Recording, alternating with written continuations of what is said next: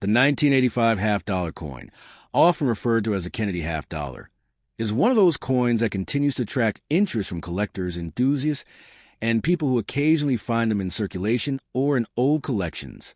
This coin belongs to the Kennedy series, which was first introduced in 1964 to honor President John F. Kennedy after his assassination in 1963. The 1985 half-dollar is particularly notable because by this time the coin had already undergone many changes from its original silver composition in the mid-1960s to the copper-nickel clad composition that continued into the 1980s. The coin of 1985 without a mint mark indicates that it was struck at the Philadelphia Mint. Coins from Philadelphia in that year carry no mint mark, while coins struck at Denver bear a D mark. Therefore, when we refer to the 1985 half-dollar without a mint mark, we are specifically talking about Philadelphia minted coins. These coins are interesting because despite being common in circulation, their value can vary significantly depending on condition and the grade of the coin. In terms of composition, the 1985 half-dollar is made of a copper-nickel clad, which means it has a core of pure copper and an outer layer of 75% copper and 25% nickel. The total weight of the coin is about 11.34 grams and has a diameter of 30.6 millimeters. The edge of the coin is reeded, just like other half-dollars. The obverse of the coin features a portrait of President John F. Kennedy designed by Gilroy Roberts, while the reverse features a presidential seal, which includes a heraldic eagle holding an olive branch and arrows, designed by Frank Gasparo. This design has become iconic, representing not just a piece of American coinage, but also a symbol of national pride and history. Collectors often appreciate the coin for its design and its role in commemorating President Kennedy's legacy, even though most half-dollars from the 1980s do not carry significant silver content or high intrinsic value. When it comes to the value of a 1985 half-dollar, without a mint mark in today's market, the situation is quite different depending on condition. Most of these coins that are found in circulation are worth only face value, which is 50 cents. This is because they were produced in large numbers and are still quite common. The Philadelphia Mint struck millions of these coins in 1985, so rarity is not a factor for circulated examples. However, condition plays a major role. A circulated 1985 half-dollar is generally not worth more than 50 cents to perhaps a small premium of around $1 if the coin has a nice appearance.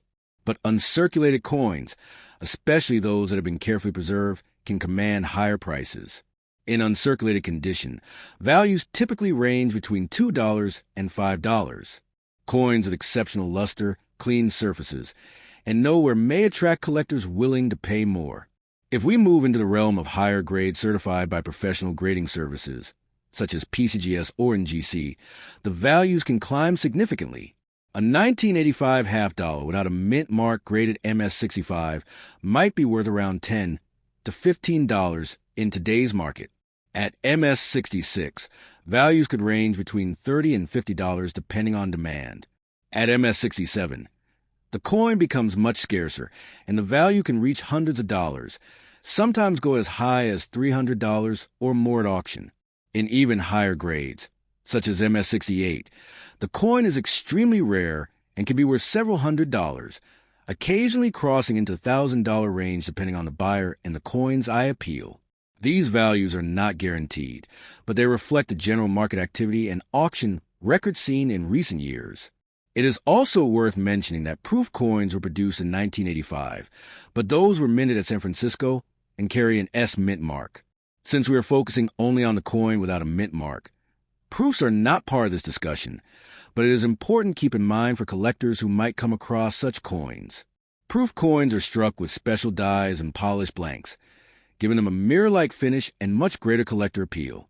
But for Philadelphia minted business strike coins, the main factors determining value are grade, strike quality, and overall appearance.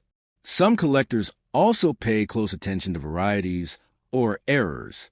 While the 1985 half-dollar does not have widely known major varieties, errors such as off-center strikes, double dies, or planchet flaws can significantly increase the value of a coin. Depending on the severity and rarity of the error, such coins can sell for hundreds or even thousands of dollars in today's numismatic market. The coin market is dynamic, and prices can vary based on demand, collector trends, and auction activity. For the average person who finds a 1985 half dollar in circulation, the value will most likely be only 50 cents. But for someone who has carefully preserved a coin in mint state condition, or who has had it graded and certified, the value can be much higher. This makes it worthwhile to check the condition of your coin carefully before deciding whether to spend it or keep it. Collectors often recommend looking at the coin under good lighting to check for scratches, wear, and luster. Coins that still have their original mint shine with minimal marks are worth holding onto and potentially submitting for grading if they appear to be in top condition. In summary, the 1985 half dollar without a mint mark is a common coin in circulation, but its collector value depends entirely on condition. Circulated coins are generally worth only face value, while uncirculated examples can bring a few dollars. Certified high-grade examples can be worth tens, hundreds, or even more in rare cases.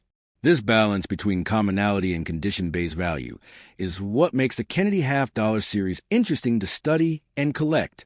The 1985 issue in particular is a great reminder that even coins without intrinsic silver value can still hold collector interest and potential worth if preserved well. For anyone interested in coins, it is always wise to keep an eye on market updates, check grading trends, and learn about era varieties that can add a surprising amount of value to an otherwise ordinary-looking coin.